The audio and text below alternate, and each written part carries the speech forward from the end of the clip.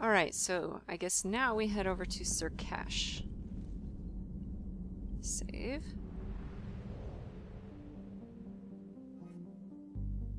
Leave orbit. Go this away.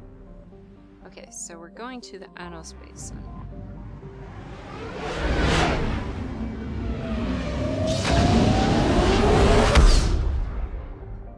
Whee! Okay, let's read these places. Pyto. Pyto, a carbonaceous asteroid, became notable for elements zero deposits. The deposits, which indicate it was an extrasolar capture, were discovered by the Salarians shortly before they found the mass relay in the Pranash system. Naturally, all element zero was mined out long ago. The asteroid is named for the clan of Pyto II Ginon Mal Eneste Dut Solim Amar, known to humans as Amar Solim. This shy, retiring eccentric was an undergraduate when more important astrogeologists passed off the first ESO deposits to him. He ran the fateful test that discovered its mass-affecting properties. For 3 centuries after his death, rival clans fought for credit for the discovery, but the truth won out after a lengthy academic war. Hooray for the truth! Orbital distance 7.3 AU, orbital period 19.8 Earth years, radius 1,681 kilometers, day length 29.3 Earth hours, atmosphere pressure trace, surface temperature negative 154 Celsius, and surface gravity 0.126 G. That is very specific. Is there actually anything in this system? Let's do a quick scan. I doubt it.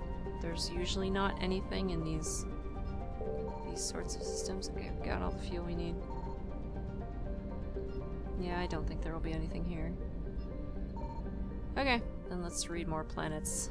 There's this tiny one, Draggle. The tiny rock planet Draggle is notable for its status as a strategic reserve of heavy metals. It has been warmed slightly by a thin atmosphere of nitrogen and carbon monoxide, but otherwise remains hostile to life. In the clandestine fashion typical of Salarians, a military outpost orbits the planet, but does not appear on Alliance star maps. Like Saradril, Draggle is named for the matrilineal clan that sent the first manned mission to the planet's surface. However, a thriving minority from the Sylar clan, who sent the first manned mission to orbit the planet, insists that to this day that their landing attempt was sabotaged by the Draggles and the planet should bear their name. Relations between the two clans remain intense. It's like a space Romeo and Juliet up here. Okay. Orbital distance 1.9 AU, orbital period at 2.5 Earth years, radius 1,528 kilometers, day length 60.2 Earth hours, atmosphere pressure trace, surface temperature negative 37 Celsius, and surface gravity 0.15 G. Okay, next one. Let's do this one. Saradril. Sur'kesh's sister planet is in a weak hothouse state, retaining enough carbon dioxide and monoxide to form an atmosphere thicker than a garden world's, but thinner than a true hothouse like Venus. In the early days of Solarian space exploration, the species saw mining the planet as an engineering challenge. When the Salarians made contact with the Asari, the robo-mining industry developed for planets like Saradril quickly became the galactic standard. This planet is named for the Saradril clan, specifically the Salarian Dalatres, oh god, not again, Saradril II Sorasan Mal Netya Par Tore Nura, who sponsored the first manned mission to the planet. In antiquity, the planet was named for various gods, as well as the astronomer who first classified it as a planet rather than a star. But Nura's political machinations won out, and the planet now bears her clan's name on all standard Salarian star maps. Okay. Orbital distance 0.6 AU, orbital period 0.5 Earth years, radius 5,243 kilometers, day length 22.2 Earth hours, atmosphere pressure 8.45 Earth atmospheres, surface temperature 325 Celsius, and surface gravity 0.71 G. Okay, let's try this big guy. Haliguse.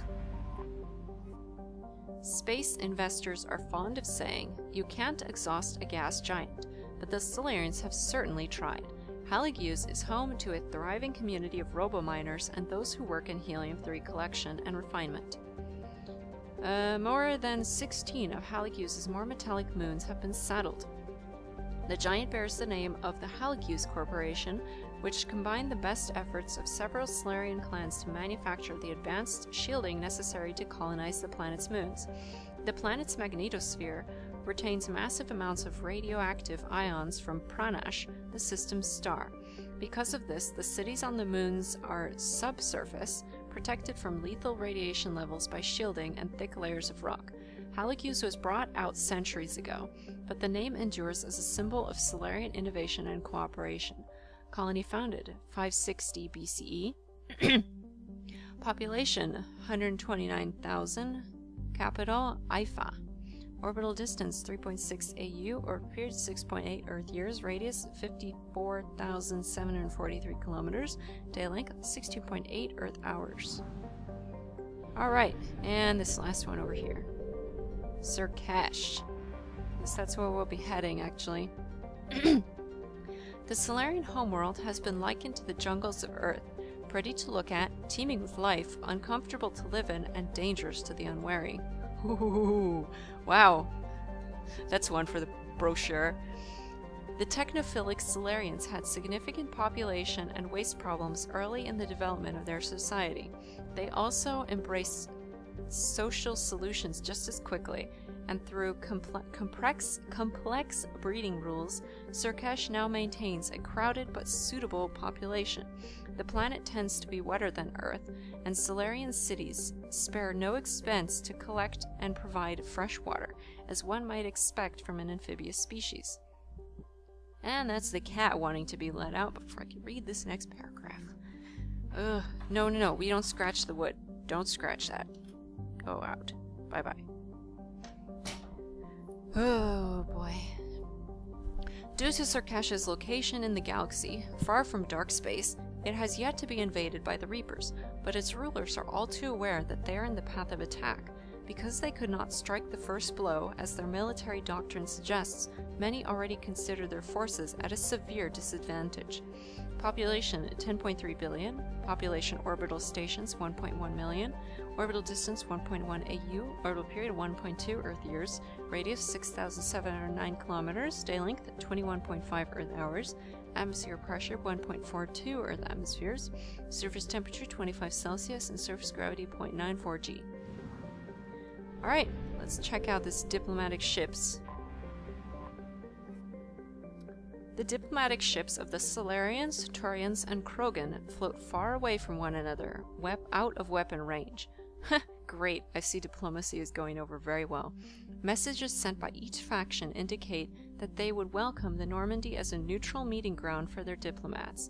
The fact that they have not agreed on a ship to serve as a neutral meeting point before now does not bode well for the negotiations. Yeah, I'll say. Commander, the Salarian Dalatras and Krogan clan chief are ready to come aboard. Okay. Have them brought to the conference room. And hope this doesn't start another war. Yep. I'm gonna go feed my fish. The Krogan is in no position to make demands. The Krogan has a name. Erdnot Rex. And I'm not just some junkyard Varen you unleash whenever you're in trouble. Hello, Rex. I've got my own problems. Friendly as ever. Reaper scouts have arrived on Tuchanka. So why should I care if a few Turians go extinct? Trying to draw out negotiations will get you nowhere, Rex. I have no time for it. Just tell us what you want. I'll tell you what I need. A cure for the genophage. Uh-huh. Absolutely not. The genophage is non-negotiable. What's your concern? Sure, let's question her first. Why are you so opposed to the idea, Dalatras? Because my people uplifted the Krogan. We know them best. Really? You mean you used us to fight a war you couldn't win? It wasn't the Salarians, or the Asari, or even the Turians that stopped the Rachni. It was Krogan blood that turned the tide. And after that, you ceased to be useful. The genophage was the only way to keep your urges in check. How in the world is this Dalatrass, diplomacy? you may not like him, but Rex is right. Insulting him won't change that. Thank you, Victus. I won't apologize for speaking the truth. We uplifted the Krogan to do one thing, wage war. It's all they know because it's all we wanted them to know. Wow. This is some real diplomacy going on here. Your people miscalculated. You had to do it. No. Your people miscalculated. Your people should have thought the matter through then. Was it really a surprise the Krogan revolted? That's precisely my point, Commander. We made a rash decision. We turned to the Krogan in desperation. It's the same mistake you're about to make today. No good can come from curing the genophage. Are you sure? But the Krogan deserve a cure. We don't have a choice. No, give them a chance. The Krogan have paid for their mistakes. The genophage has gone on long enough. 1,476 years, if you're keeping track. It was 1,000 years of peace, free from these brutes. Really? Enough! Whether or not they deserve a cure is academic. It would take years to formulate one. My information says otherwise.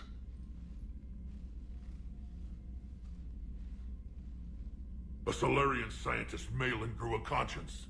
He was on my planet, testing a cure on our females. Yeah, I remember him. I remember. His methods were barbaric.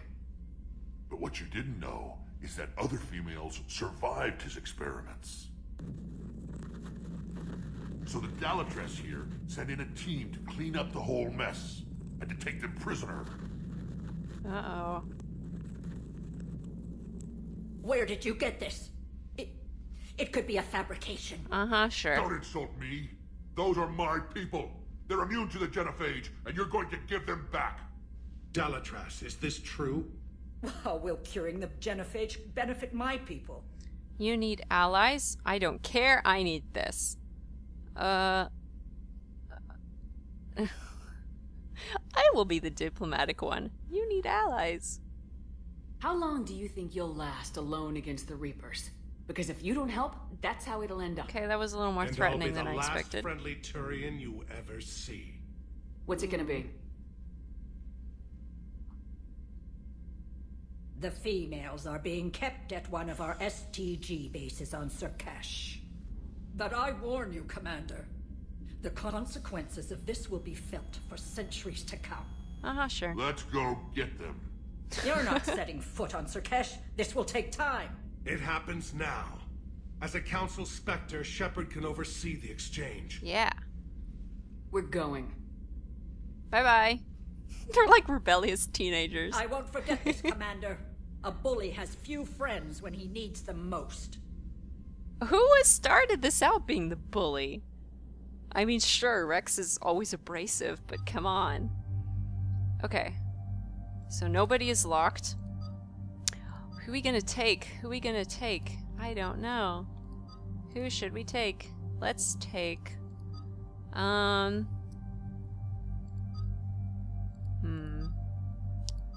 Let's take Edie.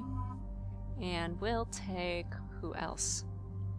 Who wants to go to sur'kesh? I'm flip-flopping between Garrus and James. I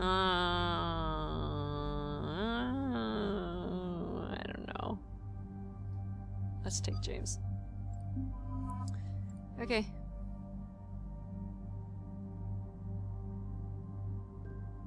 Alrighty. Let's see. I am good. I don't really need to mess around with anything. Let's check Edie though. What does she have? Can we put mods on these? There we go. And what is this one? Let's see. This is weight by 50%. Rounds per magazine by 40. 25% of chance of not using thermal clip. Accuracy by 15. Let's give her the weight reduction and the number of rounds increased. Okay. Excellent. And James is already modified, right? This one isn't. let's modify this. What have we got? Weapon stability by 30. Allows the bullets to pierce thicker objects, but at 60% damage reduction. Ignores 25% of defenses on armored targets. Increases accuracy by 15. Okay, we'll do that in the armored targets thing. Alright. Can we get a better gun, maybe? We'll just leave him with the one he has now. That one can stay there. Alright. I think we're good to go. Unless... yeah, both of mine are modified. Good, let's go. Okay, so I don't have that many points to spend. Let's see, we've got 5 points. So I could throw it at Warp, Singularity, or Pull, or we could wait a little longer and get the last fitness upgrade. What is the last fitness upgrade? Okay, damage bonus or more shields. I think we'll wait for fitness. Okay, Edie. She's got a lot of stuff. Let's do this. I'm just gonna upgrade each one by 1.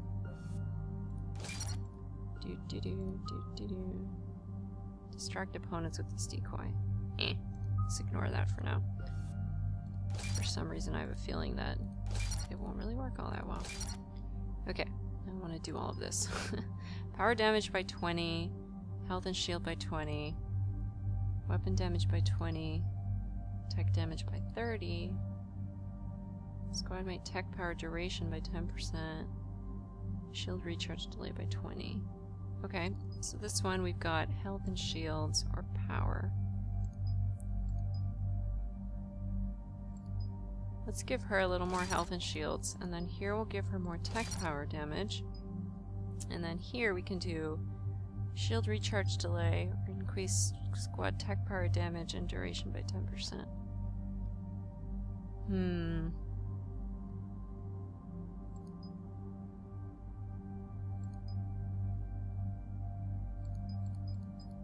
Let's do this one. Okay, defense matrix. I would like to upgrade this one. Give her more defense. Okay, got 17 points left. So maybe instead of doing more on that, let's put more points into overload and incinerate. There we go. Okay, we got 7 points left. What do we want to do? We can only upgrade one of these. What should it be? Let's see, what does this upgrade give me? Shields restored. Damage protection by 5%. Okay, or overload. Hit one additional target, damage by 30%. And incinerate. 30%. Impact radius by 2 meters. Let's go with this one. Okay, so now, what are the other ones? Shield recharge 15. Take power damage 25%. Reduce power speed penalty by 30. Increase damage protection by 10. Let's do damage protection by 5 here. And then over here, we'll do the reduce the speed penalty. Okay. Now James. Let's upgrade fortification. Shield recharge by 15. What did I choose over here? Damage protection by 5. Oh, so this is exactly the same thing that Edie has. Alright, let's do that then. Alright, 2 points. We'll just leave those sitting there. Okay. Let's go.